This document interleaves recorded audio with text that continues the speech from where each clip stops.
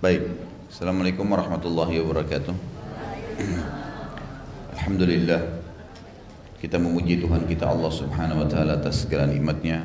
Dialah zat yang maha hidup, berdiri sendiri, zat yang maha kuat, maha perkasa, maha bijaksana. Dialah yang satu-satunya zat yang menentukan segala keputusan dan berhak untuk disembah. Dan dia telah menggantungkan segala nikmat yang dia berikan kepada kita dengan kalimat Alhamdulillah. Juga selanjutnya kita panjatkan salam hormat kita, salawat dan taslim kepada manusia yang paling sempurna, pimpinan para rasul dan anak Adam, Nabi Muhammad SAW, sebagaimana Allah dan malaikatnya memberikan salam kepada beliau. Baik, pagi ini insyaAllah semoga Allah berkahi. Ibu-ibu sekalian, kita lanjutkan bahasan kitab Bulughul Maram dan masih dalam bab ya, iddah, ihdad dan istibra ya. Dan kita akan sekarang mulai menyelesaikan beberapa hadis yang berhubungan dengan masalah iddah, ihdad ini dan istibra-nya. Tentu ini semua sudah saya jelaskan makna-maknanya ya. Kita masuk ke hadis 1146. Saya bacakan, wa an Ibnu Umar radhiyallahu anhuma qala talaqul amati tatliqatani wa iddatuha haidatani. Rawahu Darul Qutni wa akhrajahu marfu'an wa da'afahu. Ibnu Umar radhiyallahu anhu berkata, talaknya budak perempuan ialah 2 kali dan masa iddahnya 2 kali haid. Riwayat Darul Qutni dengan marfu' dan ia pun menilainya lemah. Tentu pada pertemuan yang lalu saya sudah pernah jelaskan antara budak wanita dengan wanita yang bebas.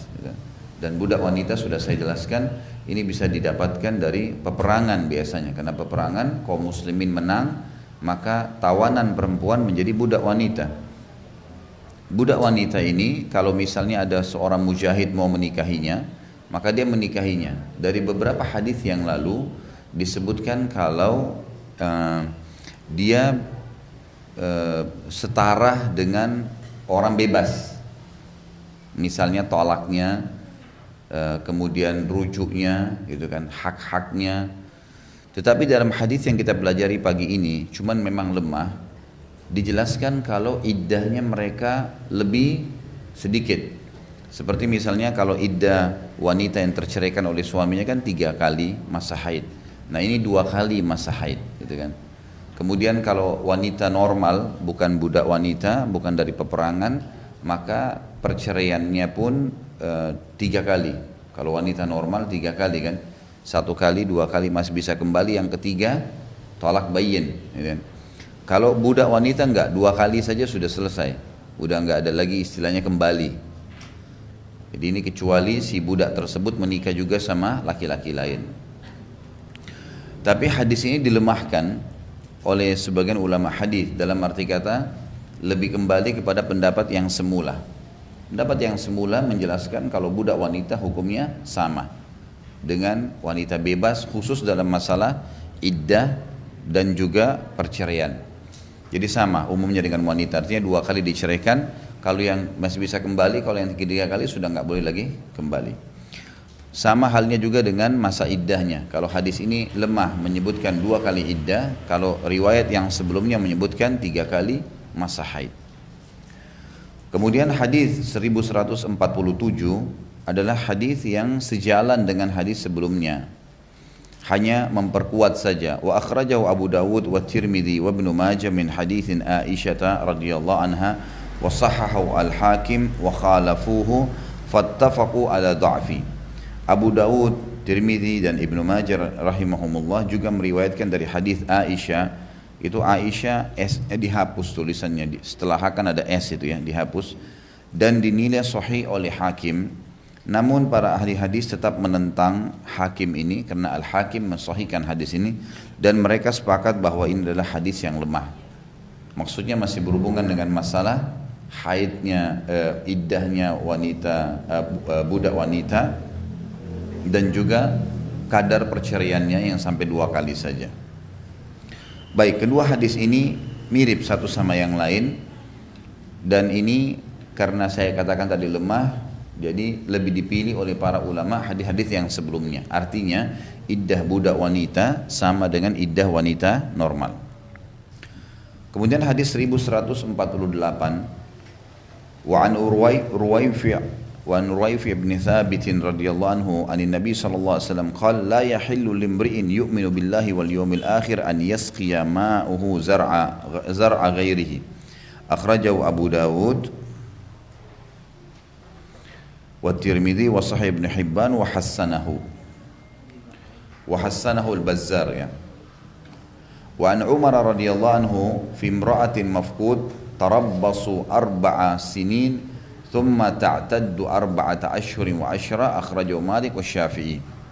Dari Ruwayfi bin Thabit, itu sama ibnunya diganti bin, dari Ruwayfi bin Thabit, bahwa Nabi SAW bersabda, tidak halal bagi seseorang yang beriman kepada Allah dan hari akhir, ini perintah untuk para laki-laki, menyiram airnya pada tanaman orang lain. Di sini bahasa kinayah, bahasa yang digunakan menggunakan adab, artinya tidak layak ya seorang laki-laki menumpahkan spermanya di rahim perempuan ya, yang masih di bawah naungan laki-laki. Gitu kan. Riwayat Abu Dawud dan Tirmidzi, hadis sahih menurut Ibnu Hibban dan hasan menurut Al-Bazzar. Lalu ada tambahan dalam riwayat ini dari Umar radhiyallahu anhu tentang seorang istri yang ditinggal suaminya tanpa berita. Hilang, nggak ada berita. Apa yang harus dilakukan wanita tersebut? Dia boleh bersabar atau dia boleh mengajukan perceraian. Tapi kalau dia tidak mau mengajukan perceraian, maka untuk ya, terjadi perceraian secara alami harus melalui masa 4 tahun, menunggu 4 tahun. Dan menghitung iddahnya setelah itu 4 bulan 10 hari seperti kalau suaminya meninggal. Baik, hadis ini menjelaskan sabar. Saya udah bilang, ingat kita sedang belajar ilmu dan membahas kisah tentang orang dulu sehingga keluar hukum. Tidak usah dibayangkan. Jadi ini hukum-hukum. Karena kalau kita bayangkan nanti jadi panjang nih. Kalau tahu perasaan ini jadi panjang. Ini masih ada banyak hal-hal yang nanti hati-hati nih, peka. Jadi harus hati-hati dalam memahaminya. Jadi ini kasus yang terjadi di zaman sahabat hingga keluarlah hukum syar'inya, gitu kan? Hukum Allah Subhanahu wa taala. Saya jelaskan dulu hadis ini karena hadis ini berbeda dengan 2 hadis sebelumnya. 2 hadis sebelumnya hanya menyampaikan atau lanjutan daripada bahasan kita pekan lalu. Hadis ini memberikan pelajaran kepada kita. Yang pertama adalah tidak boleh, diharamkan seorang laki-laki menikahi wanita yang masih di bawah naungan laki-laki lain. Jadi kalau misalnya belum cerai, lalu ada orang sengaja berhubungan sama istrinya orang lain, lalu berzina, ini haram hukumnya, gitu kan. Selain zinanya haram, juga tidak boleh karena sperma si suaminya masih sering ditumpahkan ke rahim istrinya. Jadi tidak boleh 2 sperma dalam 1 rahim, gitu kan. Karena kalaupun sampai hamil nggak jelas statusnya, anak ini punya siapa nih? Nggak mungkin, gitu kan. Sementara kita tahu secara medis pun sperma itu penentu anak, sementara sel telur kantongnya, gitu kan. Jadi memang yang paling berpengaruh masalah sperma ini tidak boleh sembarangan. Dan sudah saya jelaskan di awal bab nikah, ibu-ibu hati-hati kalau menerima seorang laki-laki atau buat anak-anaknya. Karena kalau sudah nikah, sedikit saja setetes sperma atau mungkin kurang dari itu jatuh di rahimnya ya, seorang wanita, maka kalau dia hamil sudah cukup menisbatkan si laki-laki itu selamanya jadi ayahnya, seburuk apapun dia. Makanya tidak boleh sembarangan ya, gitu kan. Ini menjaga anak perempuan ini luar biasa, lebih luar biasa daripada menjaga laki-laki, gitu kan. Nah ini memang sekali salah semua nih, gitu kan. Baik, jadi tidak boleh seperti ini. Termasuk di sini masuk dalam pemahaman ini tidak boleh menikahi wanita yang sedang hamil. Karena dasarnya sudah ada sperma laki-laki sebelumnya sampai dia melahirkan. Kalau dia sudah melahirkan, barulah kemudian dia boleh menikah. Ada pendapat kecil di ulama, pendapat sedikit sebagian ulama tentang masalah bolehnya kalau wanita hamil dinikahi oleh laki-laki yang menghamilinya. Karena pemilik sperma sama gitu. Walaupun ini pendapat yang lemah. Pendapat yang lebih kuat, seluruh wanita hamil itu dibiarkan sampai melahirkan baru kemudian menikah.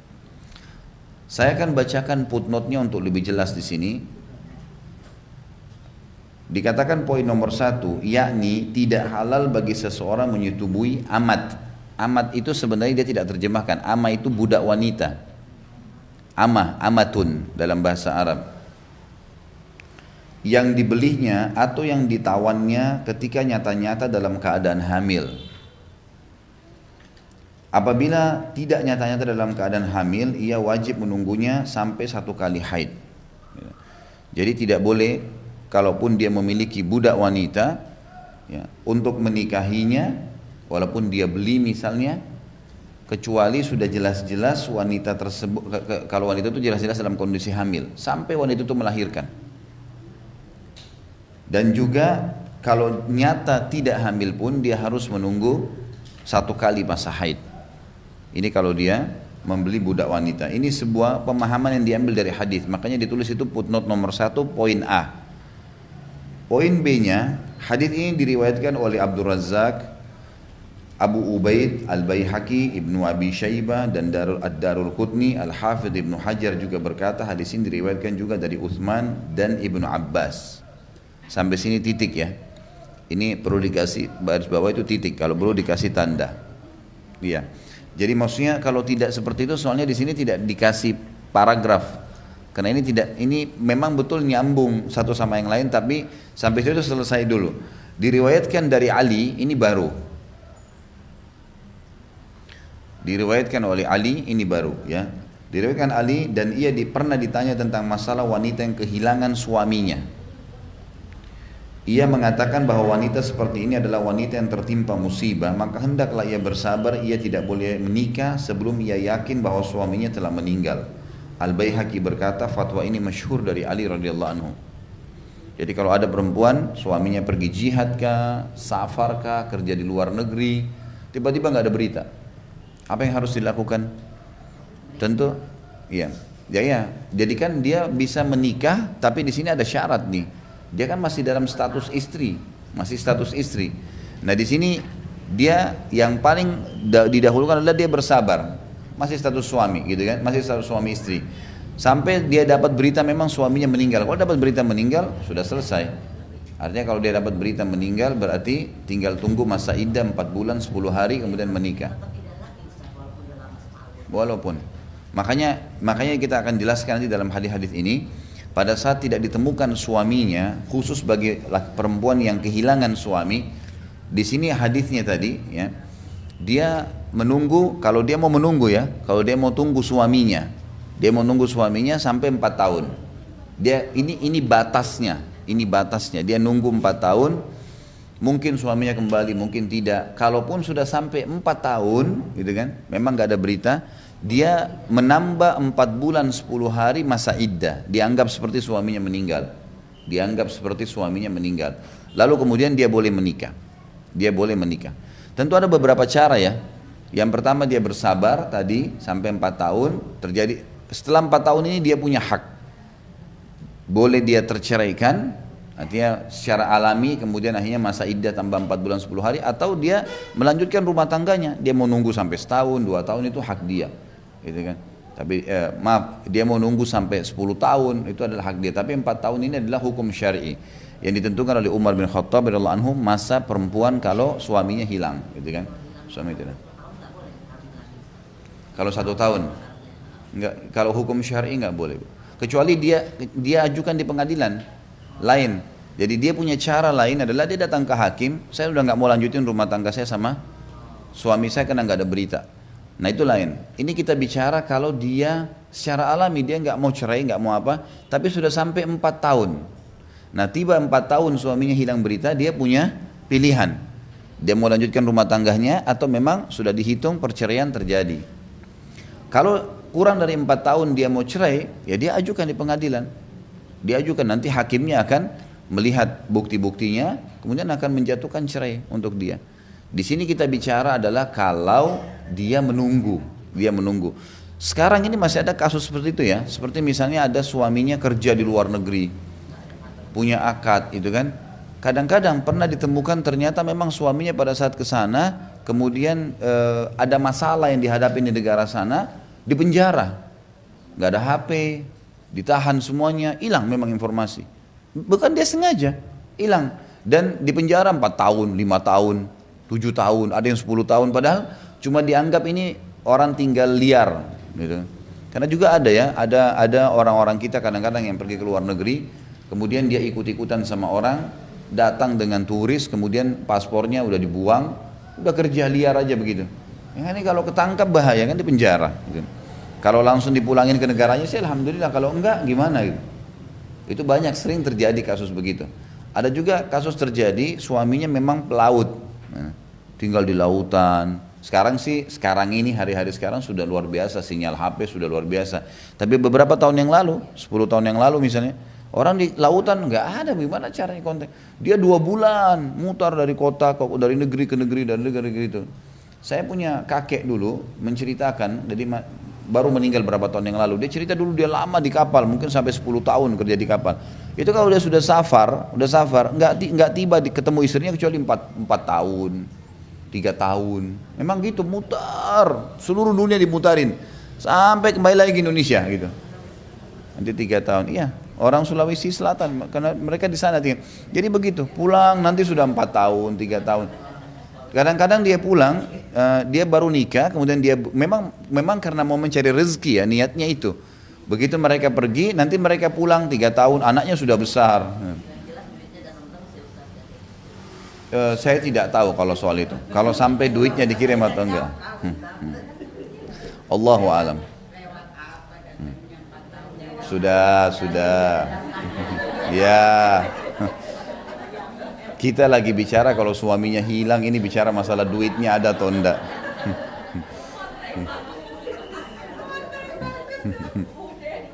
Kan ada Allah pemberi rezeki. Makanya dihubungkan dengan akidah. Allah nggak mungkin meninggalkan hambanya gitu ya. Baik. Yang jelas di sini Ali radhiyallahu anhu memberikan fatwa masyhur 4 tahun. Artinya setelah kalau Umar bin Khattab memberikan fatwa 4 tahun. Kalau Ali bin Abi Thalib mengatakan perempuan ini sabar.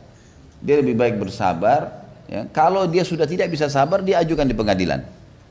Tapi kalaupun suaminya hilang, tidak ada berita setahun, 2 tahun, menurut Ali radhiyallahu anhu lebih afdal dia bersabar. Ini musibah datang kepada dia bersabar. Ada pahalanya semua di sisi Allah SWT. Ini fatwa-fatwa para sahabat ya, bagaimana mereka menyampaikan itu. Ibnu Hajar menjelaskan dalam Fathul Bari, riwayatkan dari Abdul Razak, Sa'id bin Mansur dan Ibnu Abi Syaibah dengan sanad-sanad yang sahih dari Umar bahwa wanita seperti ini harus menunggu selama 4 tahun. Kebanyakan tabi'in sepakat bahwa harus memperlambat 1 hari untuk melaporkan kepada hakim bahwa ia harus menjalani masa iddah seperti iddahnya wanita yang ditinggal mati suaminya. Dan apabila suaminya yang pertama kemudian pulang, maka ia harus menentukan pilihannya antara meneruskan perkawinannya dan menerima mas kawin. Jadi kalau misal gini, ada wanita sudah sampai 4 tahun nih gitu. Begitu 4 tahun kan dia sudah bisa terjatuh cerai karena suaminya gak ada berita 4 tahun. Dan ditambah plus iddah 4 bulan 10 hari. Baik, datanglah seorang laki-laki melamar dia. Lalu dia terima lamarannya. Sebelum menikah. Masih sementara menerima lamarannya. Sebelum ada akad nikah baru dengan suami yang laki-laki yang akan datang melamar. Tiba-tiba suaminya balik. Di sini suaminya balik. Kasusnya seperti apa? Nah ini yang dibahas tadi di paragraf di footnote kita. Maka dia punya khiyar. Dia sini perempuan boleh dia menentukan dia kembali ke suaminya atau dia menerima lamaran laki-laki itu. Asal sudah 4 tahun. Tapi kalau di bawah 4 tahun suaminya balik nggak boleh. Dia kembali sama suaminya karena masih satu suami istri. Kecuali dalam satu keadaan. Emang dasarnya dia sudah ajukan ke hakim. Emang dia mau cerai. Seperti kalau orang masih sama-sama suami istri kemudian istri sudah nggak mau. Kan dia ajukan ke hakim. Suaminya ada. Hukumnya sama. Dia boleh ajukan ke hakim. Ini kasus kalau memang dia mau cerai. Kita bicara ini kasuistik kalau tidak mau cerai. Maksimal hilangnya berapa lama boleh mengajukan ke hakim itu? Enggak, itu kalau hilang enggak ada masalah. Kalau dia sudah mau ajukan bebas. Iya, misal dia memang ini contoh saja. Kalau misalnya suaminya baru setahun tidak ada. Dia udah merasa dia butuh laki-laki, dia butuh suami, pendamping, dia khawatir suaminya enggak ada, lalu dia ajukan di hakim. Nah itu nanti hakim yang menentukan. Karena tentu dalam mengajukan hulu, ini kan hulu ya, mengajukan perceraian, menarik haknya suami harus ada bukti-bukti. Benar nggak si suami mukul, si suami tidak kasih nafkah, si suami hilang tanpa berita, kan gitu. Harus ada informasi, harus ada kejelasan gitu. Bu, kameranya jangan ditutup. Ya, jadi di sini ya, kita bicara kalau dia bersabar. Dia bersabar adalah sampai batas 4 tahun sudah punya pilihan. Dia udah bisa milih dia mau lanjut atau tidak, gitu kan. Kalau dia tidak mau lanjut, maka 4 tahun sudah dianggap masa layak untuk cerai secara syar'i. Tapi ditambah 4 bulan 10 hari, gitu. Ditambah 4 bulan 10 hari masa iddahnya. Ya. Jadi hadis ini menjelaskan kepada kita tentang 3 hukum ya. Yang pertama tentang masalah tidak bolehnya laki-laki menikahi wanita yang hamil. Termasuk di dalamnya tidak boleh menikahi wanita yang masih dalam masa iddah. Ya. Ini tidak boleh karena masa iddah itu dianggap masa memang untuk mensucikan rahim sama sekali dari sisa sperma yang sebelumnya. Kalau cerai 3 kali masa haid, kalau meninggal 4 bulan 10 hari. Gitu ya. Cuma kalau ya ini hukum syar'i. Ulama mengatakan ini kemungkinan besar. Kalau manufos pun masih berlaku hukum yang sama. Kalau yang 4 bulan 10 hari masalah suaminya meninggal, gitu kan? Ini selain memang mensucikan rahim, ya, juga memang diberikan kesempatan si istri ini untuk lebih menentukan jalannya. 4 bulan 10 hari itu dianggap masa yang paling tepat dia berpikir saya perlu suami lagi atau enggak ya, gitu loh.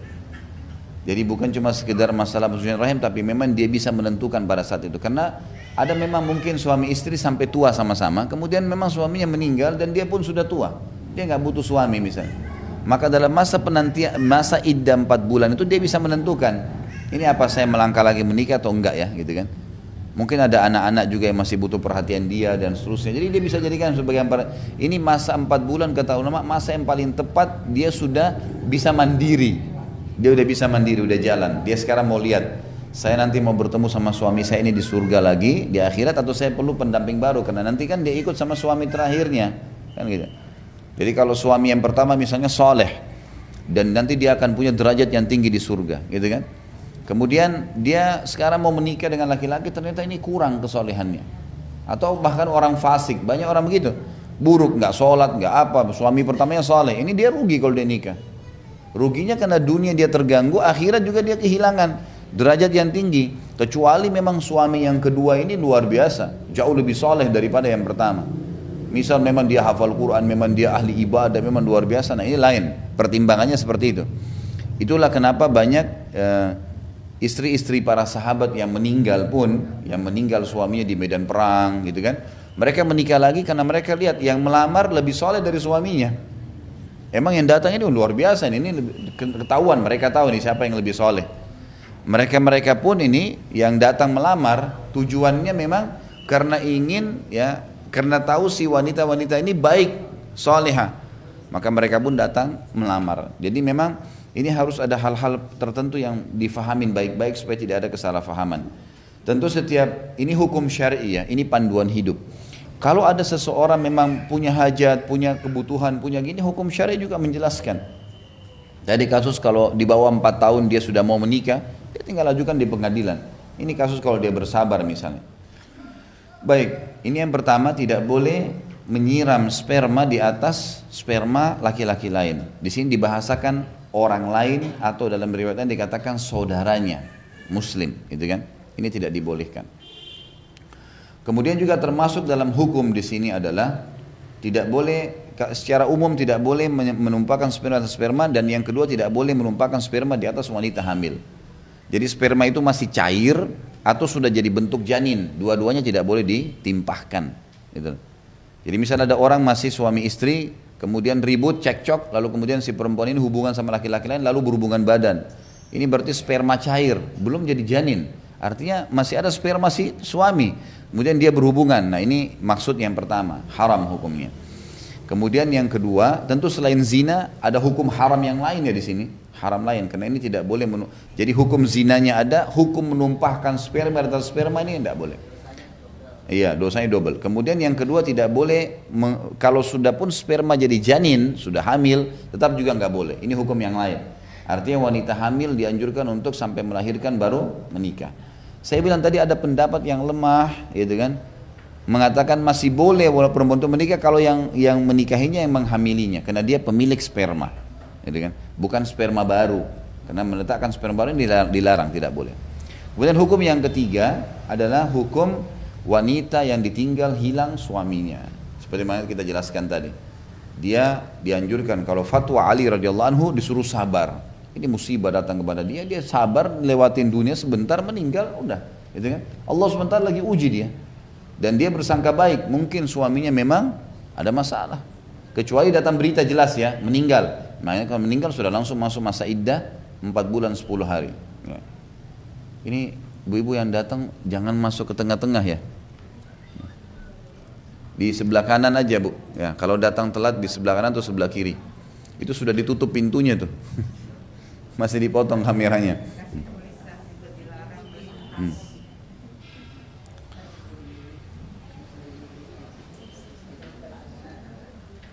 Baik, selanjutnya kita masuk hadis 1100 ya. Ya, 1149 ya. Wanil Mughirah bin Syu'bah qala Rasulullah SAW imra'atun mafqud imra'atahu hatta ya'tiyahal bayan akhrajahu Darul Qutni bi isnadin dhaif. Dari Al-Mughirah bin Syu'bah radhiyallahu anhu bahwa Rasulullah SAW bersabda, ini sama Al-Mughirah bin Syu'bah, selalu ditulis ibn ya, itu ibn diganti dengan bin. Istri yang ditinggal suaminya tanpa berita tetap menjadi istrinya atau suami yang pergi hingga datang kepadanya berita yang pasti. Riwayat Darul Qutni dengan sanad yang lemah. Tapi ini dipegang oleh para ulama karena ada tadi riwayat yang sebelumnya yang kuat tentang fatwa Ali radhiyallahu anhu pada saat beliau menjadi khalifah. Hadis-hadis ini semua sebelumnya menjelaskan kepada kita tentang hukum-hukum syar'i berhubungan dengan masalah ya, penantian masa iddah atau masa penantian suami yang tidak ada beritanya. Kita masuk sekarang ke hadis yang berhubungan juga dengan bab ini, tapi masalah mahram ya, ada hubungannya dengan mahram ya, yang kita biasa di Indonesia bilang muhrim ya. Muhrim ini beda, muhrim ini orang yang pakai baju ihram. Sebenarnya yang benar mahram ya. Mahram itu artinya orang yang terharamkan gitu kan, untuk menikah. Kita bacakan hadisnya 1150 wa an Jabirin radhiyallahu anhu qala Rasulullah sallallahu alaihi wasallam la yabitanna rajulun inda imra'atin illa an yakuna nakihan aw dha mahramin rawahu Muslim. Dari Jabir radhiyallahu anhu bahwa Rasulullah SAW bersabda, janganlah sekali-kali seseorang laki-laki bermalam di rumah seorang perempuan kecuali emang dia menikah dengannya. Ya, di sini disilakan langsung ia kawin atau dia adalah mahramnya.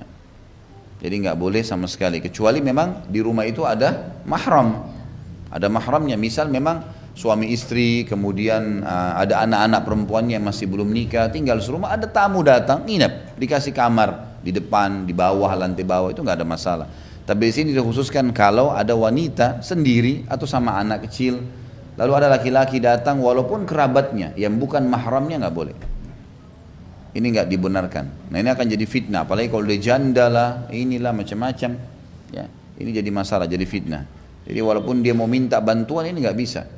Bisa diminta nginap di mana, diberikan penginapan misalnya kalau ada kemampuan. Kalau enggak mungkin bisa di masjid. Pokoknya ini nggak boleh, dihindari. Secara hukum syar'i tidak dibolehkan. Kecuali memang dasarnya dia sudah menikah sama si wanita itu sehingga boleh serumah atau mahramnya. Jadi hadis ini memberikan gambaran hukum syar'i tidak boleh sama sekali laki-laki dan perempuan bersama-sama nginap di satu tempat, gitu kan? Yang tempat itu bukan tempat umum penginapan, beda kalau penginapan hotel, misalnya rame-rame pada pergi, kemudian masing-masing, gitu kan? Seperti orang pergi umroh, masing-masing ruangan berbeda, itu lain.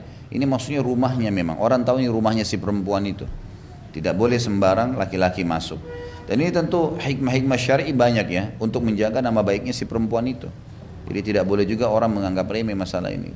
Saya dapat berita informasi sampai saya luruskan masalah itu. Semoga Allah berikan hidayah. Di Jakarta ini ada seorang ibu janda, gitu kan. Jadi sering kali berinteraksi sama orang. Orang sering datang ke rumahnya, sementara dia hanya tinggal sama anak gadisnya berdua. Bolak-balik, akhirnya jadi rusak namanya. Padahal sebenarnya mereka tidak buat apa-apa. Tapi ada orang yang nyampaikan hajat, laki-laki bolak-balik datang, ngantar surat tanah, ngantar ini, ngantar itu. Jadi fitnah akhirnya. Ya, ini tidak menginap ya, datang saya sudah jadi fitnah. Bagaimana kalau nginap nih? Orang udah bilang tuh, kena masuk di ruang tamu, gitu kan? Pintu terbuka sedikit, orang bisa macam-macam pikirannya. Manusia, subhanallah, digoda oleh syaitan merusak nama. Maka ibu-ibu harus hati-hati dengan masalah-masalah seperti ini untuk menjaga maslahat, ya, nama baik. Karena sangat peka. Fitnah itu kalau sudah terjadi susah dibendung, susah dibendung. Hati-hati sekali. Sama bu, sama. Jadi kalau yang diambil di sini hukum perempuan, karena perempuan itu kan lebih sensitif, lebih peka. Begitu juga sama berlaku pada laki-laki. Laki-laki datang perempuan yang bukan mahramnya, apalagi kalau sampai nginap sama. Kecuali ada mahram lain. Ada tamu datang dari luar kota sama adiknya, sama saudaranya, sama ayahnya. Nginap, rumah tidak luas, tidak ada tempat untuk nginap, silahkan, sekampung misalnya. Tapi memang bukan berduaan ya, ini memang ada, makanya hadis kan jelas. Kecuali dia menikah atau memang bersama mahram. Baik si tamu bersama mahram atau tuan rumah yang bersama mahram. Baik, kemudian hadis yang lain masih berhubungan dengan mahram ini, 1151. Wa Ibnu Abbas radhiyallahu anhuma anin Nabi sallallahu alaihi wasallam qala la yakhluwanna rajulun bimra'atin illa ma'adhi mahramin, akhrajul Bukhari. Dari Ibnu Abbas radhiyallahu anhu bahwasanya Nabi SAW bersabda, janganlah sekali-kali seorang laki-laki menyepi ya, berduaan bersama seorang perempuan kecuali bersama mahramnya. Kecuali memang ada mahram ya, sehingga bisa, dan yang butuh mahram adalah wanita. Yang butuh mahram adalah wanita, maka dia harus ditemani dengan mahramnya. Dan di sini diistilahkan mahram ya, yang tepatnya adalah yang sudah balik. Yang sudah balik. Jadi kalau misalnya ada seorang wanita bawa anaknya kecil 2 tahun, 3 tahun, dianggap itu mahramnya kena laki-laki, ini nggak bisa. Memang sudah balik laki-laki itu. Yang penting sudah balik. Ya tergantung. Biasanya tergantung wilayah, lokasi. Kalau ada wilayah tertentu tuh laki-laki cepat balik. Ada umur 10 tahun, 11 tahun sudah balik. Tergantung juga makanan yang dikonsumsi. Yang itu biasanya begitu. Kalau wilayah Timur Tengah biasanya lebih cepat mereka balik karena cuaca, udara panas, makanan. Balik biasa perubahan suara. Kalau anak laki-laki perubahan suara, rongga suaranya berubah. Jadi sudah kelihatan ada suara kedewasaan, tumbuhnya kumis gitu kan, berubahnya postur tubuh. Anak-anak balik itu berbeda. Sudah tidak ada kekanak-kanakan dia, kelihatan. Jadi kadang-kadang cara jalannya pun berbeda, dia sudah mengubah. Dia sudah mulai lebih malu. Biasanya itu lebih cenderung keluar kumis ya. Laki-laki itu biasanya kelihatan ada keluar kumis gitu. Jadi seperti itu gambarannya. Tapi umumnya rongga suara gitu kan.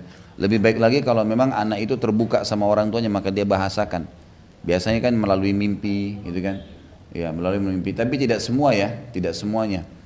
Yang jelas itu tumbuhnya bulu-bulu di badan itu banyak sekali faktornya. Kumis, di kemaluan. Ya ini semuanya akan ada tanda-tanda itu.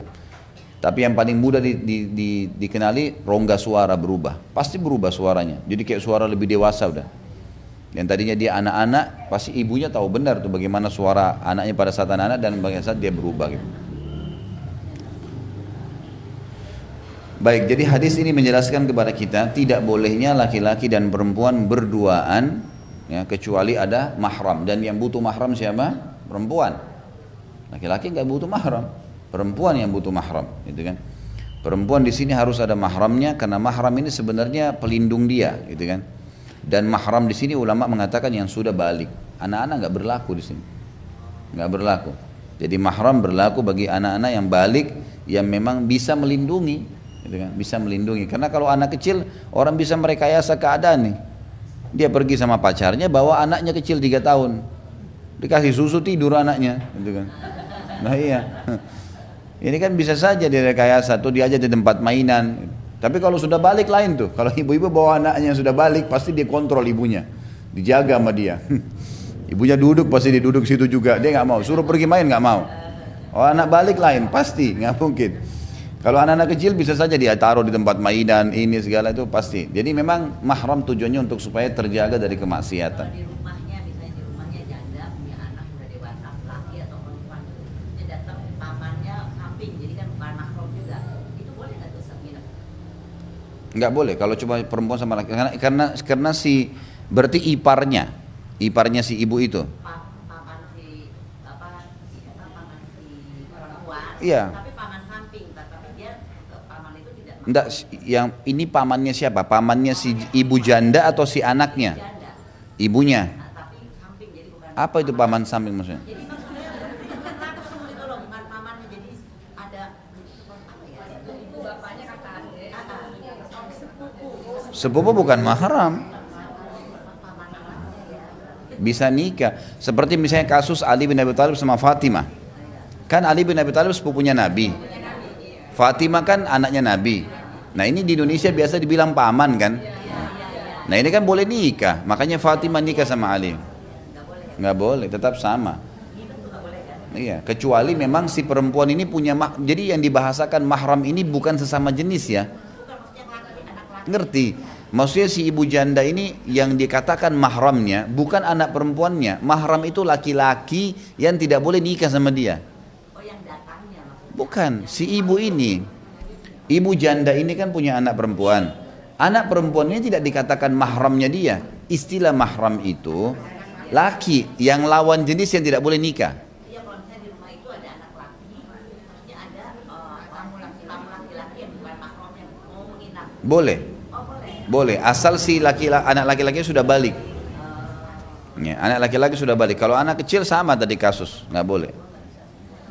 Makanya tadi di sini istilah mahram ini harus memang gitu kalau masalahnya dibayangkan, iya betul. Saya nggak tahu gimana Pak Muhammad hadapin nih. Mungkin cuma ngangguk-ngangguk aja kan. Baiklah, intinya nggak boleh. Dan mahram ini ulama menekankan adalah yang balik, gitu kan, dan lawan jenis, laki-laki, gitu kan. Jadi kalau seorang ibu tinggal serumah dengan anak perempuannya bukan mahram, karena memang dia sesama jenis. Mahram itu istilah lawan jenis yang tidak boleh nikah, gitu kan? Yang tidak boleh nikah berarti adiknya, saudaranya ya, kakaknya, pamannya, iya, gitulah. Ya, yang mahram ya memang lawan jenis yang tidak boleh menikah. Gitu. Ya, jadi tidak boleh. Ya. Enggak, kalau ada suami segala nggak ada masalah. Ya. Iya.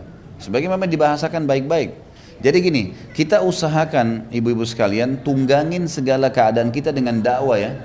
Seperti misal gini, ibu lagi dagang nih. Saya semalam ditanya di dalam taklim, Ustadz, saya lagi dagang. Lalu ada orang datang beli barang saya tapi dari uang judi.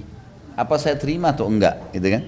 Lalu saya jawab, kalau anda tidak tahu cuma terka-terka mungkin uang judi, mungkin orang ini mungkin suka judi tapi dia gak punya kerjaan halal gaji, cuma dia suka judi, lalu dia belanja, berarti kan bisa saja dari gajinya, itu kita terima saja. Tapi kalau orang ini datang bawa, ini uang untung saya dari judi 100 juta, saya mau borong nih satu toko, jelas dia sebutin uang judi, jangan terima. Dan di situ saja kita berdakwah tuh. Maaf ya, saya nggak terima walaupun 100 juta, walaupun toko ini anda beli semuanya, karena ini uang haram, dalam Islam tidak boleh. Gunakan kesempatan untuk dakwah, walaupun dia pergi nggak apa-apa lah, daripada kita terima uang haram. Ya. Jadi memang harus digunakan untuk berdakwah. Banyak dokter-dokter ya non Muslim, dokter-dokter non Muslim, saya temukan di Irian ya. Pada saat saya pergi berdakwah di sana, itu mereka sambil mengobatin masyarakat, sambil didakwahin agama Kristen tuh. Tapi berapa banyak dokter muslim tidak lakukan itu? Nggak ada sama sekali. Datang ngobatin orang yang sudah tugas 2 tahun di kampung-kampung, pulang nggak ada sama sekali, nggak ada satupun orang yang diubah sholatnya kah? Mungkin dia juga tidak sholat. Tapi dokter-dokter Nasrani, saya dapat informasi malah sebelum mereka terjun ke kampung-kampung di Indonesia ini, ya, sampai ke Irian, saya masuk ke hutan-hutan, nggak ada lampu. Saya temukan di sana ada mereka gitu. Itu mereka sebelumnya di training, datang pastor-pastor pendetanya, sampaikan, kalian harus begini. Jadi mereka sambil suntik, sambil bagi obat, sambil dakwahin ke agamanya. Padahal agamanya nggak benar nih. Mereka mengatakan Allah punya anak. Berapa banyak orang Islam yang tidak tunggangin itu. Dan berapa banyak justru zaman dulu orang masuk Islam karena dakwah yang disampaikan. Banyak. Banyak sekali kasus-kasus begitu. Ada pernah di Irak, satu orang masuk Islam, orang Yahudi masuk Islam justru karena dengan kebaikannya dia digunakan untuk dakwah. Dia mau pergi sholat di masjid, anaknya belum balik. Anaknya masih kecil, belum balik. Lalu dia bilang, nak, kalau ini toko kain. Ayah mau pergi ke masjid sholat, kamu jaga toko ini. Karena orang lalu lalang, tempat lintas. Seperti kalau kita tempat singgah, banyak orang bis-bus gitu kan. Zaman dulu orang pakai unta, pakai kuda lewat, musafir, dia buka kios di situ. Lalu dia bilang sama anaknya, ini barang-barang ya, kain sudah ada harga-harganya semua. Anaknya sudah dikasih, udah tahu gitu. Tapi anaknya belum balik, disuruh jaga toko. Ayahnya pergi, waktu rupanya ayahnya pergi, datang satu orang Yahudi. Cirinya Yahudi kan jelas pakai topi kecil di kepalanya tengah-tengah.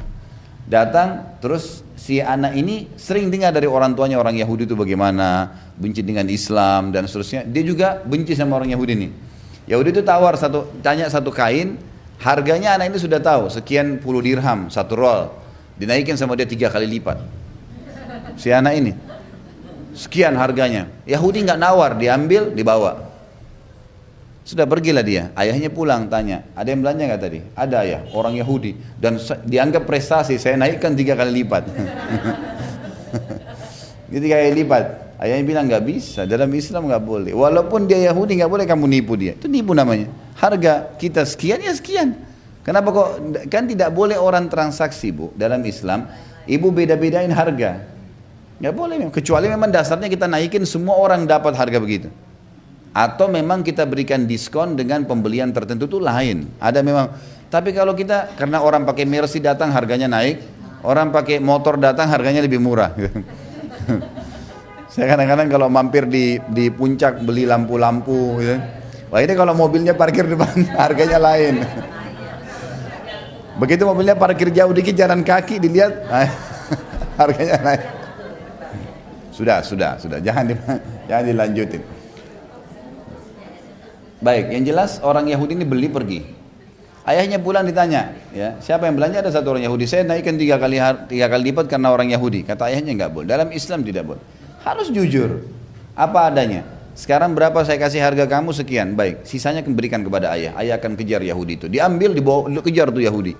Ternyata Yahudi ini karena naik kendaraan, ya kan gitu. Naik kuda, udah pergi jauh, diikutin sama orang ini sampai sudah dekat kampung sebelah, gitu kan? Jauh nih. Begitu dia dari jauh orang Yahudi nih pakai topi kecil, bawa kain di atas kuda, dikejar sama dia, didekatin sebentar Yahudi. Kamu yang belanja nggak di kampung sebelah, di toko anak kecil yang jaga? Dia bilang iya benar. Bilang itu toko saya, ini kainnya tempat saya. Saya pergi sholat, anak saya lihat kamu Yahudi dinaikin harganya. Dan saya kejar kamu ini untuk kembalikan, ini uang kamu, harganya cuma 1/3 dari apa yang kau bayar tadi, ini uangnya dikembalikan. Kata Yahudi itu, kau kejar saya dari sana ke sini untuk kembalikan uang saya? Dia bilang iya, karena Islam mengajarkan saya untuk jujur. Gara-gara itu Yahudi bilang, kalau itu betul ajaran agamamu, saya syahadat, masuk Islam. Lalu si Yahudi ini bilang apa?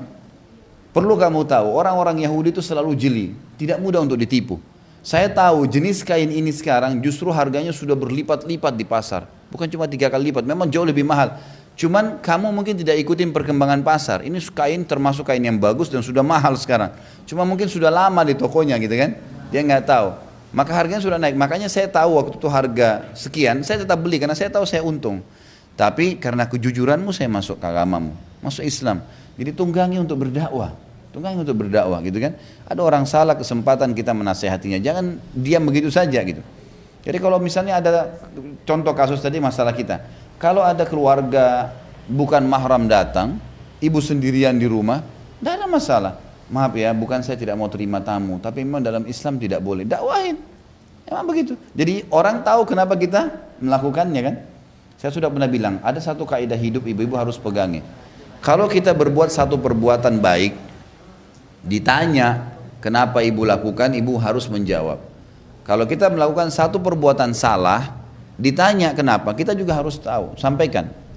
Harus ada argumentasi yang kita sampaikan supaya orang tahu kenapa kita lakukan. Contoh saya pulang dari masjid, ada tetangga saya tanya, dari mana? Saya bilang dari masjid. Gak usah khawatir riya. Riya kan tinggal kita kontrol. Orang nanya, kalau kita diam malah dia jadi sangka buruk nanti. Jawab, kenapa kita lakukan? Kenapa ibu ke masjid Istiqomah? Oh, ada taklim di sana.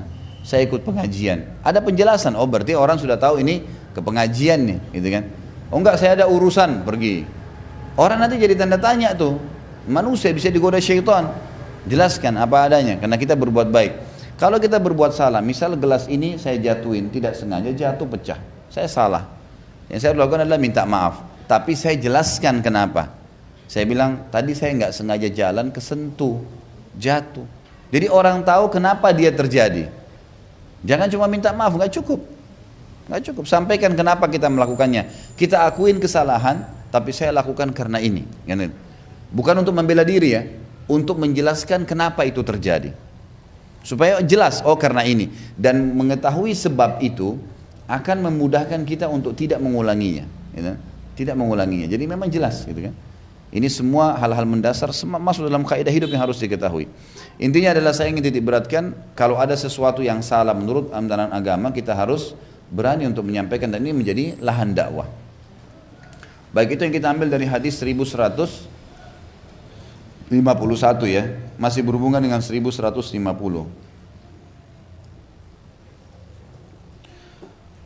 Kemudian hadis 1152, kita akan bahas beberapa hadis ke depan, dan ini juga sebagai penutup dalam bab kita ya, dalam bab ihdad dan istibra ini. Ini beberapa hadis ke depan dari 1, 2, 3, 4, ada 4. Ini sebenarnya bukan cuma 4 ya. Di hadis terakhir itu 1155, 56, 57, ini ada 3 hadis digabungin jadi 1.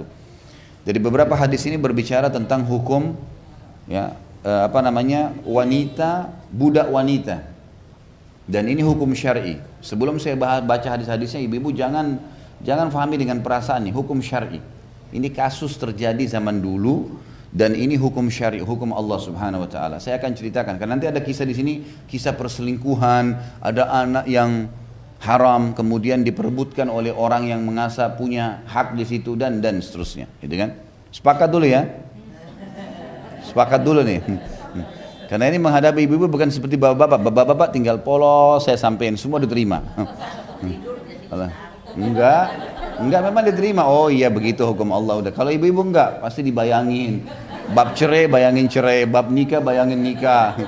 Bab nafkah bayangin suaminya kasih nafkah berapa, ini jadi panjang. Jadi saya dari awal kasih tamengnya nih, hati-hati. Apalagi kita sedang membahas hadis Nabi ini 1400 tahun yang lalu. Lebih lagi gitu kan. Jadi harus hati-hati, jadi jangan salah faham. Kita mulai masuk kepada hadis 1152. Sudah mulai ada lampu kuning, hati-hati. Wa Nabi Sa'id radhiyallahu anhu, anna Nabiy sallallahu alaihi wasallam qala fi sabaya autas la tuta hamilun hatta tada wala ghairu dhati hamlin hatta tahid al-haidha. Akhrajahu Abu Dawud wa sahahu al-Hakim. Dari Abu Sa'id radhiyallahu anhu bahwa Nabi sallallahu alaihi wasallam bersabda tentang tawanan wanita Autas. Jadi Autas ini sebuah wilayah yang Nabi SAW pernah mengutus di perang Hunain. Setelah pembebasan kota Mekah, ada wilayah lagi yang Nabi SAW serang namanya Hunain. Ada peperangan Hunain, Allah sebutkan dalam Al-Quran tuh ya, ada perang Hunain. Nah, pada saat tiba ke sana ada satu wilayah Autas namanya. Beberapa sahabat diutus ke sana untuk berperang, dan akhirnya mereka memenangkan peperangan. Di antara tawanan-tawanan perang ada laki-laki, ada perempuan, gitu kan? Ada hewan-hewan ternak, macam-macam. Ini kan menjadi ghanimah, harta rampasan perang. Laki-laki dan perempuannya menjadi budak, gitu kan? Nabi SAW bersabda tentang tawanan wanita Autas. Tidak boleh bercampur. Dari para sahabat dilarang bercampur, bergaul dengan wanita-wanita yang sedang hamil hingga ia melahirkan. Kalau ada wanita pun di situ, nggak boleh bergaul sampai melahirkan. Dan wanita yang tidak hamil hingga datang masa haidnya sekali. Riwayat Abu Dawud, hadis sahih menurut Hakim. Ya. Baik. Hadis 1153, sebelum saya baca nanti footnote-nya menjelaskan kisah ini, sama walahu syahid an Ibnu Abbas radhiyallahu anhu fi Darul Qutni. Hadis yang serupa punya saksi yang menguatkannya selain hadis tadi sahih, juga ada dalam Darul Qutni melalui Ibnu Abbas radhiyallahu anhuma. Saya bacakan footnote-nya nomor 1. Hadis ini diriwayatkan oleh Muslim, Imam Muslim dalam redaksi. Sesungguhnya Rasulullah SAW dalam perang Hunain mengirim prajurit ke Autas, wilayah Autas tadi, di sekitar Hunain ya. Maka mereka berjumpa dengan musuh-musuh lalu mereka memeranginya dan menang. Sehingga mereka mendapatkan sejumlah tawanan. Maka beberapa orang dari sahabat merasa kesulitan untuk menyetubui mereka, tawanan wanita, karena masih ada suaminya orang musyrik, gitu kan? Orang musyrik. Sementara ini dari tawanan perang. Kan kalau tawanan perang itu berarti dia boleh membebaskannya, dia menikahinya. Padahal ada suaminya orang kafir. Karena kalau tawanan perang hampir sama hukumnya dengan wanita kalau masuk Islam suaminya kafir. Sama ya hukumnya. Jadi hampir sama hukumnya di sini. Dia berarti secara otomatis terceraikan. Waktu ada beberapa sahabiat hijrah dari Mekah ke Madinah, sahabiat ya masuk Islam, suaminya nggak mau masuk Islam. Lalu suami-suaminya protes di Mekah, itu Muhammad tuh ngambil istri-istri kami. Padahal Nabi SAW tidak mengambil, mereka masuk Islam. Mereka hijrah dan turun firman Allah. Waktu itu Nabi SAW menunggu hukum. Ini kembalikan ke suaminya dalam kondisi muslimah atau dibiarkan di Madinah nih. Turun firman Allah SWT, mereka tidak halal. Hai Muhammad, jangan kau kembalikan lagi mereka ke suami-suami mereka yang kafir. Karena mereka ini sudah mukminah, tidak halal untuk laki-laki itu.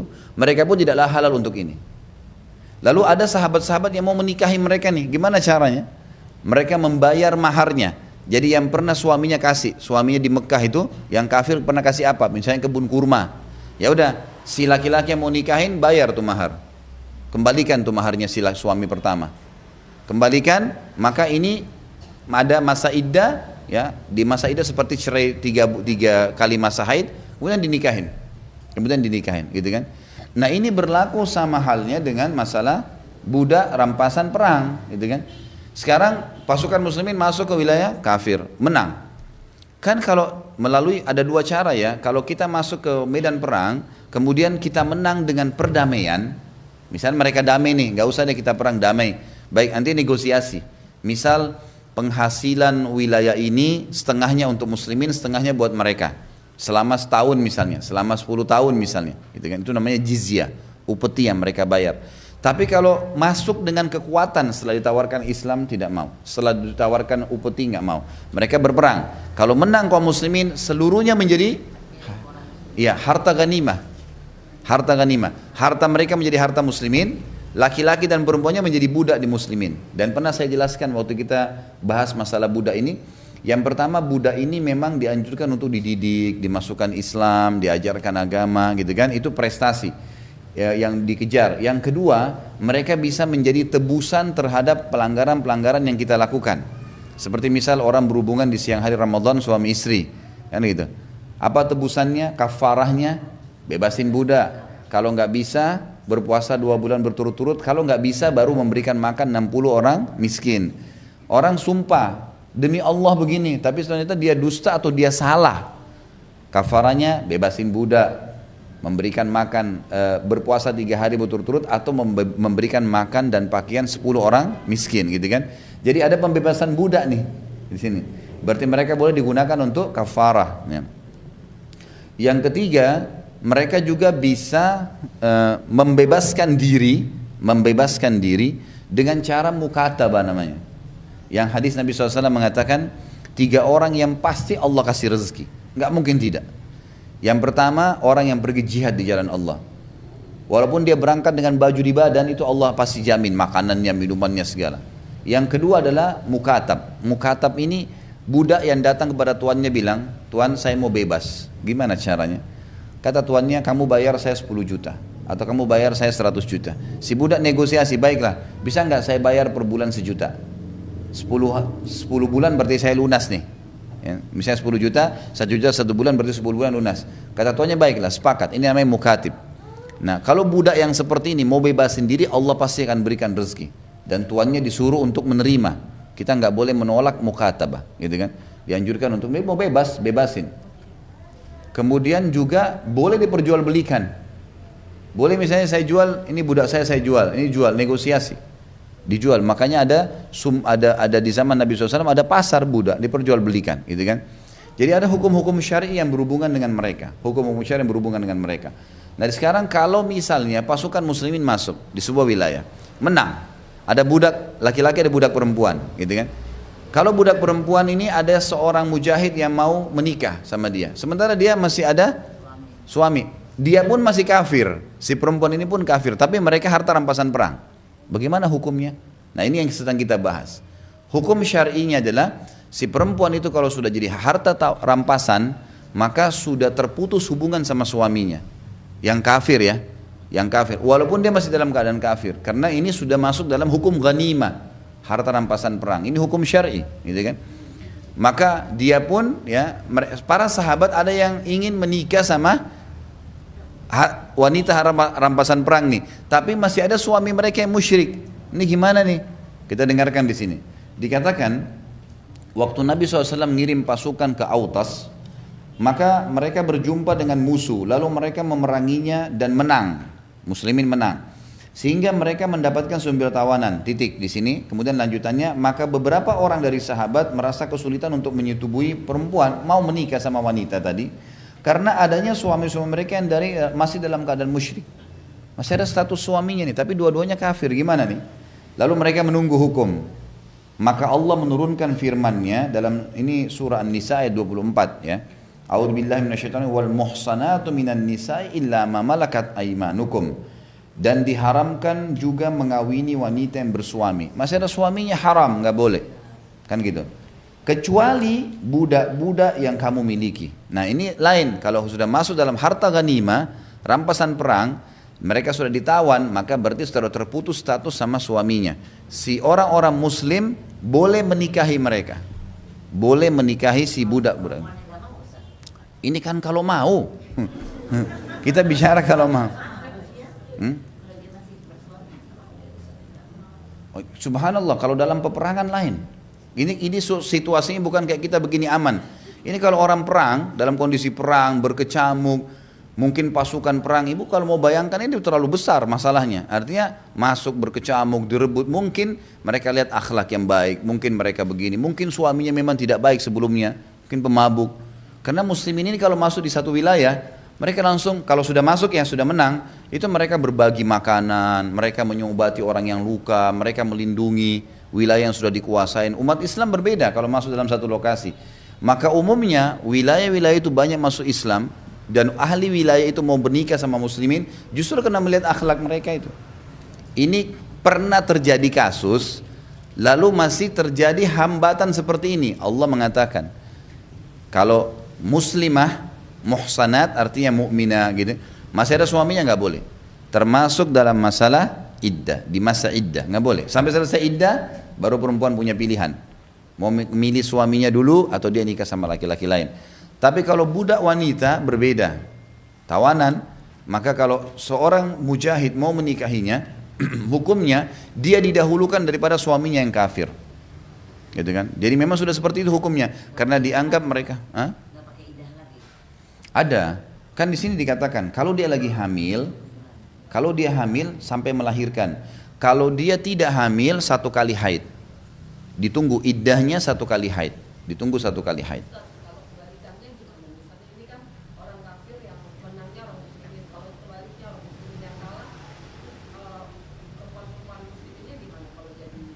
Ya semestinya tidak boleh, semestinya tidak boleh. Tapi kan kalau mereka ditawan, ya itu cobaan dari Allah SWT. Makanya di dalam pasukan itu tidak dibawa. Wanita itu jarang dibawa, kecuali beberapa orang yang memang jiwanya jiwa perang. Seperti pada saat Nabi SAW perang Uhud kan gitu. Yang ikut itu muslimat-muslimat yang bisa membela diri, memang mereka ahli masak, mereka ngobatin orang-orang sakit. Kalau yang lain semua di Madinah, tinggal di Madinah. Kalau pasukan muslimin lagi pergi, itu jarang ada perempuan ikut. Nabi SAW juga cuma membawa salah satu dari istri beliau, yang lainnya semua di Madinah. Dan di Madinah diberikan penobatan 1 orang yang menggantikan kedudukan beliau, karena memang bahaya sekali kan. Kalau kalah perang kan bisa berbahaya perempuannya gitu, muslimahnya.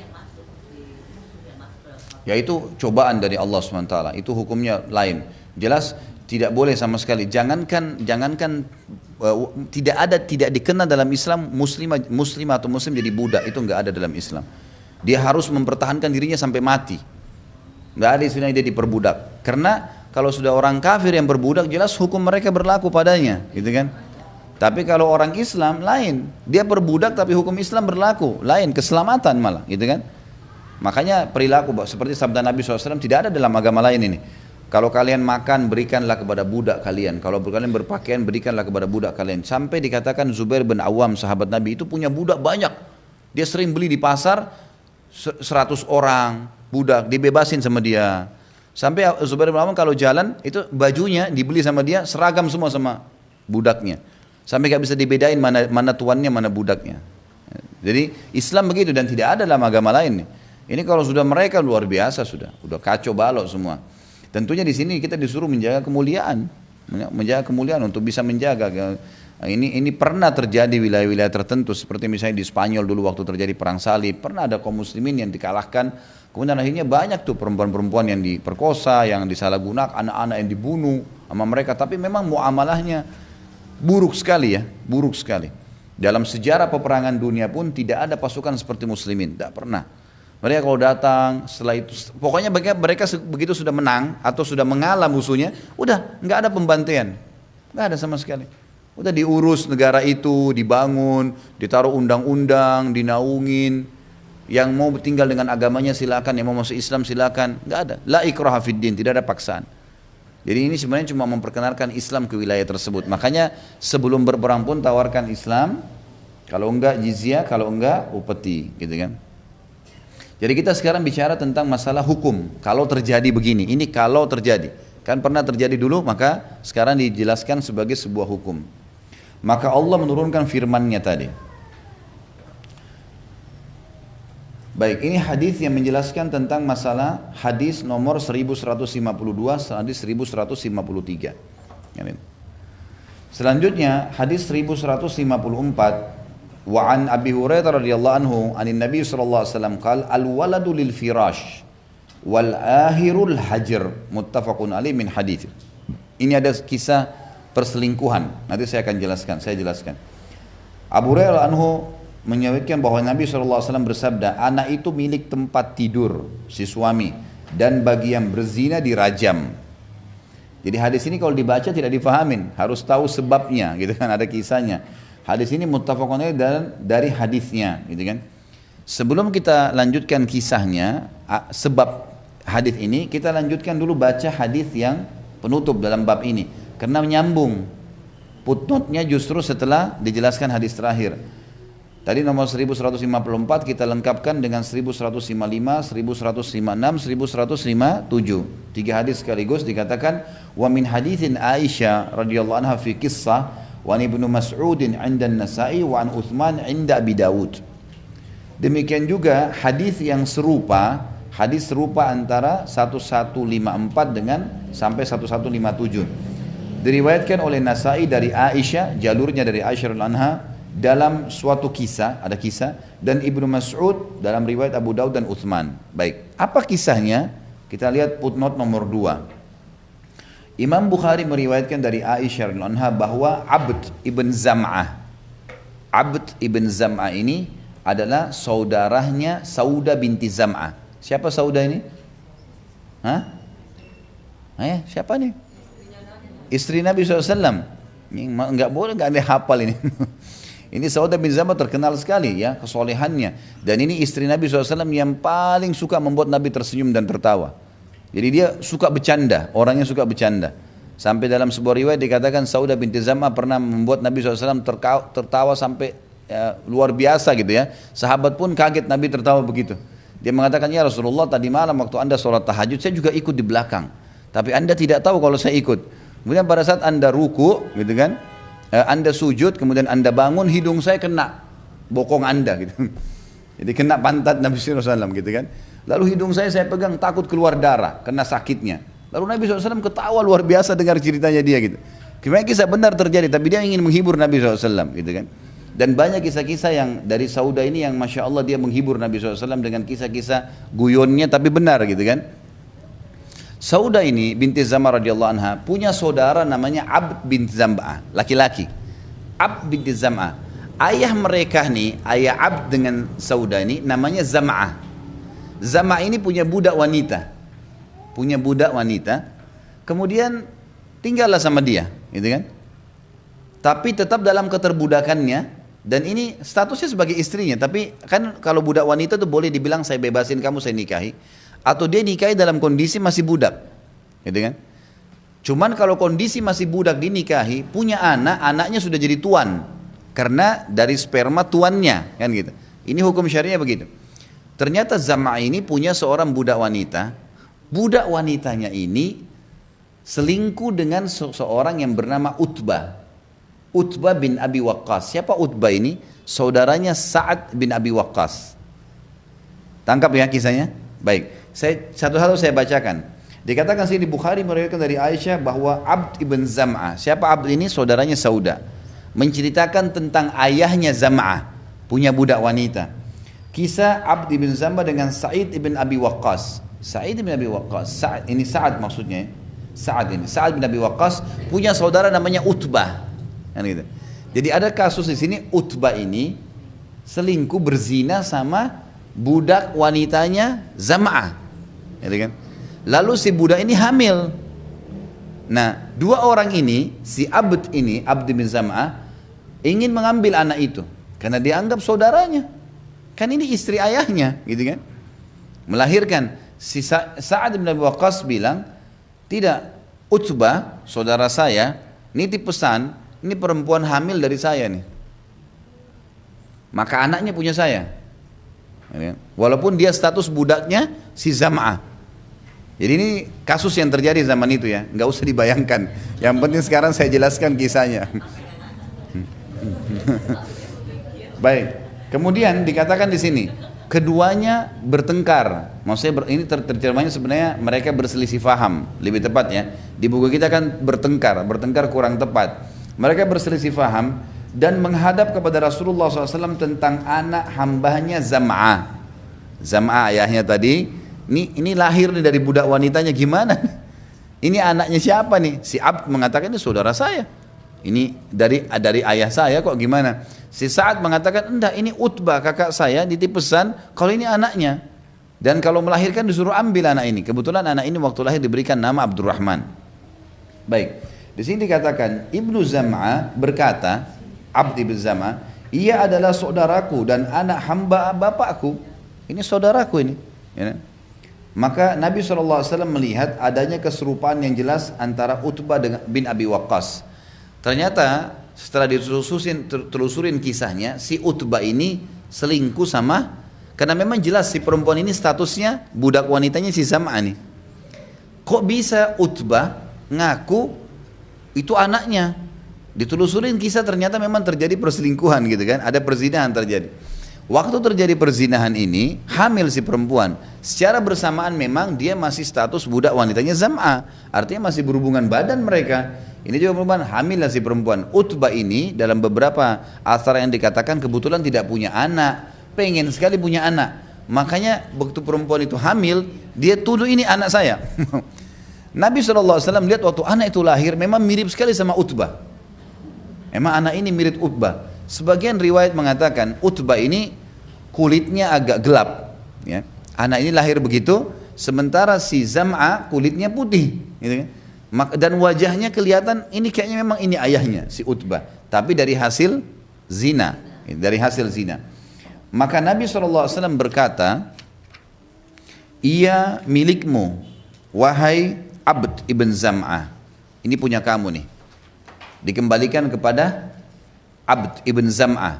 Ini kan kasusnya Zam'ah ini yang punya budak wanita dan ini anaknya. Abd ibn Zam'ah anaknya Zam'ah, berarti ini saudaranya nih, si bayi ini saudaranya Abd, ini punya kamu. Anak adalah milik orang yang menggaulinya, yang punya hak sah. Siapa yang punya hak sah? Dia misalnya suami nih, ya si Zam'ah ini. Dia status suami misalnya, gitu kan? Dia menggauli si perempuan, istrinya hamil. Ada laki-laki lain selingkuh sama si perempuan ini, lalu juga waktu yang bersamaan tidak diketahui siapa yang pemilik sperma, lalu hamil si perempuan bersamaan nih. Maka di sini sabda Nabi SAW yang mengatakan, yang sah, ya, yang punya anak, yang memang punya hukum sah secara syar'i. Dia pemiliknya. Walaupun dua-dua melemparkan spermanya, gitu kan.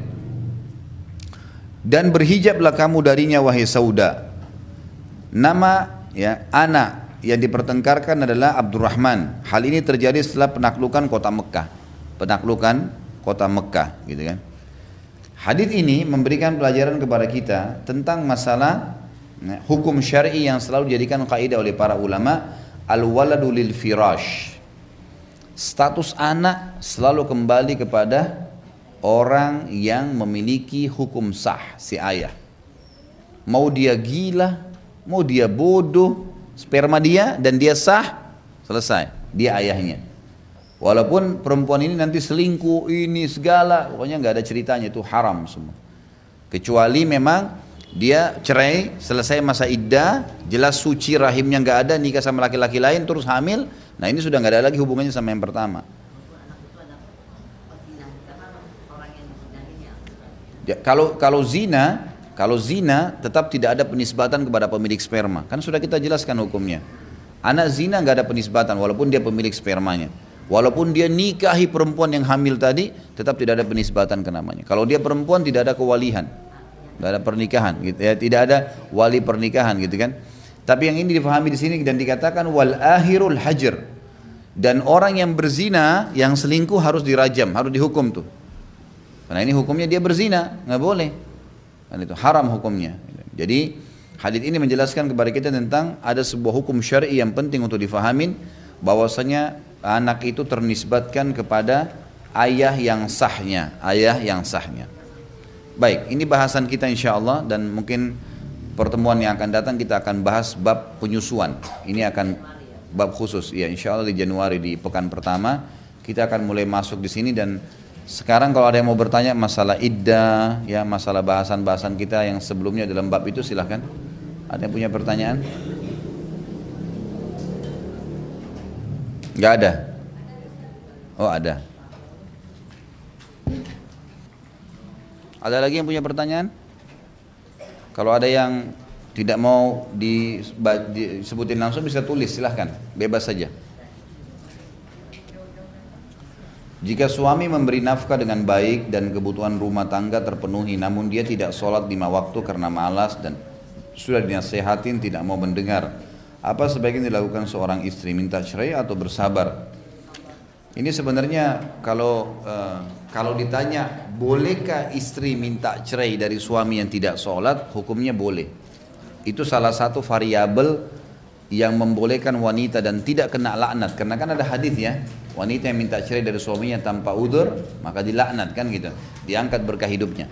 Masuk dalam udzur adalah tidak sholat 5 waktu, tidak menjalankan kewajiban, tidak puasa Ramadan, tidak haji sementara dia mampu.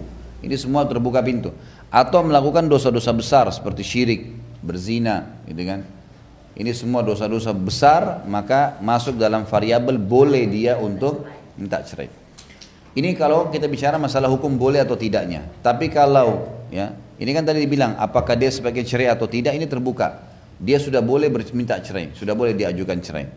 Dan insya Allah kalau memang betul apa yang diceritakan, betul-betul memang dia sudah nasihatin, dia sudah ingatkan, tapi tidak mau juga, maka insya Allah Allah akan berikan ganti yang lebih baik. Itu sudah pasti, dan cukup banyak kejadian seperti itu. Tapi kalau dia mau bersabar juga boleh, tidak masalah. Dia bersabar, artinya gini, kita harus lihat nih kasus, apakah si suami ini membangkang hukum sholat? Misal gini, dia bilang, gak ada sholat tuh, gak ada, pokoknya saya gak mau sholat dan tidak ada sholat. Ini sudah tidak boleh bertahan, mustahil, gak boleh, ini kufur. Tapi kalau dia cuma males-malesan, makanya namanya hukum takasulan, malas. Malas ini masih boleh bertahan, tidak masalah, didakwahin. Karena mungkin di waktu-waktu tertentu dia mau sholat. Misal ada kesempatan sholat, dia sholat, kalau tidak ya tidak sholat. Tentu ini bukan laki-laki ideal ya untuk dipertahankan karena meninggalkan hal yang wajib dalam agama. Ini nggak boleh toleransi sebenarnya. Walaupun orangnya kaya raya, tetapi dia boleh bersabar, dia boleh mendakwahinya. Jadi saran saya, Allahu alam, lihat keadaannya. Kalau dia membangkang, betul-betul tidak ada sholat itu, maka ini nggak boleh bertahan. Dan di sini fatwa ulama, boleh dia sebelum mengajukan perceraian untuk memberikan pelajaran ke suaminya dengan cara dia meninggalkan rumah, karena ini sudah tidak membangkang, sudah mengatakan tidak ada sholat, gitu kan. Kalau dia mau bertaubat, silakan. Kalau dia tidak mau taubat, maka sebaiknya tidak bersama-sama. Tapi kalau dia cuma malas-malasan, diberikan kesempatan, didakwahi, didoakan, diajak bersama-sama, insya Allah nggak masalah. Jadi masih boleh bertahan ya. Ada lagi? Ya, silakan.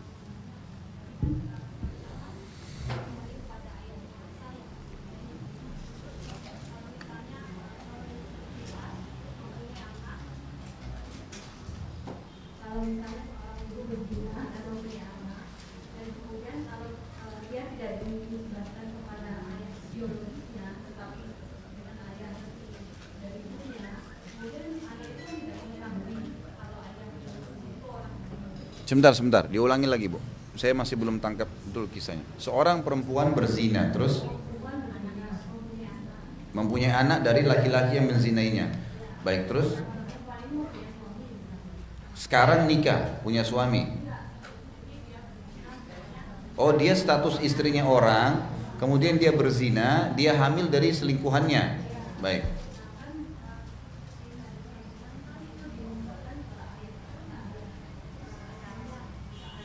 Enggak, kalau anak zina enggak ada penisbatan nama. Enggak ada penisbatan nama. Jadi walaupun si status istri tadi ini dia tidak hamil dari suaminya, kemudian dia selingkuh dengan laki-laki lain lalu dia hamil. Apakah anak ini nanti dinisbatkan kepada selingkuhannya? Enggak bisa. Karena ini hasil zina. Tidak ada penisbatan nama dengan perzinahan. Ya? Enggak. Jadi dia dinisbatkan namanya kepada salah satu nama yang dibuat, misalnya Abdullah, Abdurrahman, tapi ini enggak ada orangnya. Dinisbatkan kepada hamba Allah gitu ya. Jadi itu jangankan dia status istri Bu. Kalau gadis sama bujang, kita nggak bicara lagi. Kalau tadi itu status istri luar biasa tuh, dosanya sudah double karena selain zina dia selingkuhin suaminya dan seterusnya. Kalau dia gadis sama perjaka, dua-duanya berzina, ya. Ini tetap walaupun mereka nikah setelah itu, anak itu nggak boleh nisbat kepada si laki-laki, padahal dia masih bujang. Karena ini zina, hasil zina nggak boleh, nggak ada penisbatan. Anak zina itu nggak ada penisbatan nama, tidak ada hak waris di antara mereka, dan kalau anak perempuan tidak boleh menjadi wali nikahnya. Ya, kalau ada yang bilang bagaimana sudah malu di masyarakat, ya itu konsekuensi resiko. Kenapa anda lakukan, gitu kan? Karena kalau ini dibuka hukum syar'i, misalnya syar'i membolehkan, pasti terjadi di mana-mana. Sedangkan haram saja masih dilanggar, gitu. Apalagi kalau dibiarkan. Sekarang kan banyak anak-anak muda tunggangin tuh, orang tuanya nggak setuju, hamil aja dulu di luar nikah. Ya. Sudah Bu? Ada lagi?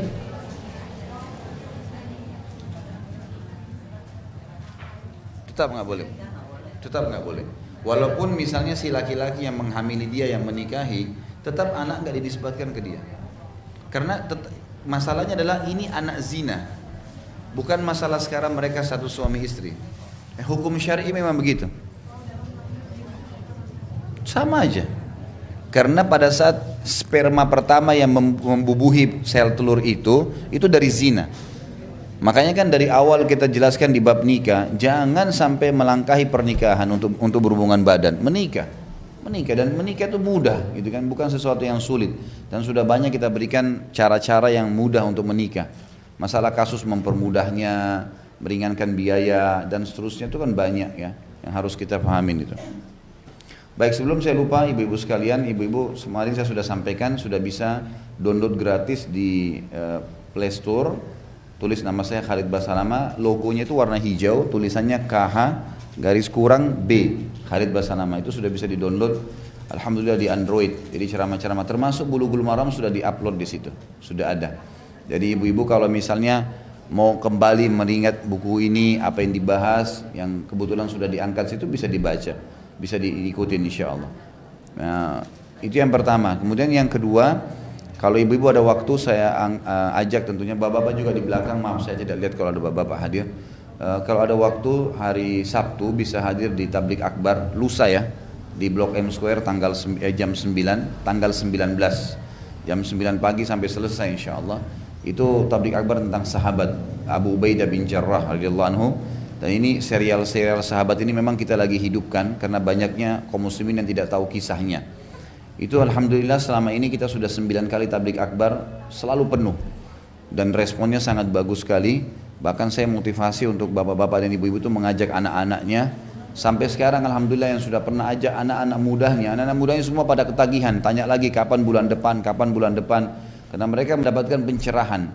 Kita coba menjelaskan namanya sahabat itu, kemudian status rumah tangganya, kemudian masa dia masuk Islam, bagaimana kisahnya, kiprah-kiprahnya setelah masuk Islam, bagaimana dia melalui kehidupannya selama dia jadi muslim sampai dia meninggal dunia, ya. Ini juga bisa disebarluaskan kalau ingin menyampaikan atau mendapatkan hadir insya Allah. Kemudian yang ketiga, saya masih mengajak ibu-ibu untuk ikut partisipasi di kegiatan sosial kita, terutama yang mendesak sekali sekarang itu adalah sumur yang kita akan gali, dan kita sekarang membutuhkan untuk seluruh Indonesia ya, di lokasi-lokasi itu tidak kurang dari 100 sumur. Ya, jadi bisa ibu-ibu terserah mau ikut 1, 2 sumur terserah. Cuman maaf, ini memang ada perubahan anggaran. Jadi yang lalu 4,5 juta, sekarang 5,5 juta anggarannya untuk 1 sumur gitu kan. Memang karena kadang-kadang ada beberapa lokasi yang terlalu jauh sehingga butuh biaya lebih.